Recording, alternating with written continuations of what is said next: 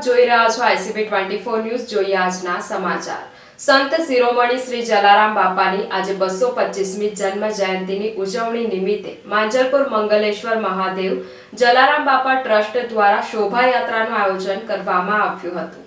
સંત શિરોમણી શ્રી જલારામ બાપાની શુક્રવારે 225મી જન્મ જયંતિની ઉજવણી કરવામાં આવી હતી। ત્યારે શહેરના જલારામ બાપાના મંદિરોમાં વિવિધ ધાર્મિક કાર્યક્રમોનું આયોજન કરવામાં આવ્યું છે। જલારામ બાપાની જન્મ જયંતિ કારતક સુદ 7ના દિવસે ઉજવવામાં આવે છે। દિવાળી પછી સાતમના દિવસે આ મનાવાય છે। આ દિવસે જલારામ બાપાના ભક્તો કે ભક્ત સમૂહો પ્રસાદ સ્વરૂપે લોકોને ભોજન ખવડાવે છે। ત્યારે શહેરના માંજલપુર ખાતે આવેલા જલારામ બાપા મંદિરે ભક્તો દર્શનાર્થે ઉમટ્યા હતા। જલારામ બાપાને અન્નકૂટ તેમજ મહાભોગની પ્રસાદી તેમજ મહાઆરતીનું પણ આયોજન કરવામાં આવ્યું છે। બીજી તરફ મંદિરના શ્રી મંગલેશ્વર મહાદેવ શ્રી જલારામ બાપા ટ્રસ્ટ દ્વારા શોભાયાત્રાનું આયોજન કરવામાં આવ્યું હતું, જેમાં વિવિધ પહેરવેશમાં સજ્જ બાળકો આકર્ષણનું કેન્દ્ર બન્યા હતા। આ શોભાયાત્રામાં મોટી સંખ્યામાં ભક્તો જોડાયા હતા।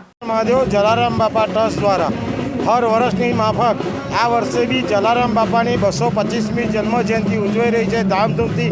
અત્યારે શોભાયાત્રા દરબાર ચોકડી નજીક પહોંચી ગઈ છે। પછી એના પછી બપોરે અન્નકૂટ ને મહાઆરતી, સાંજે 20થી 25,000 માણસનો ભંડારો છે। અને હર વર્ષ દર ગુરુવારે જલારામ મંદિરમાં ભૂખ્યાને ભોજન, શમશાનમાં સાતમન લાકડા, પછી GHCની સરકારી સ્કૂલ અને માંજરપુરની સરકારી સ્કૂલ એમાં દર વર્ષે દફતર અને ડબ્બાની કીટનું વિતરણ અને મહાત્મા અને પંચશીલ કુલમાં મા બાપ વગરના 200થી 250 છોકરાને જલારામ મંદિર તરફથી ફી ભરવામાં આવે છે।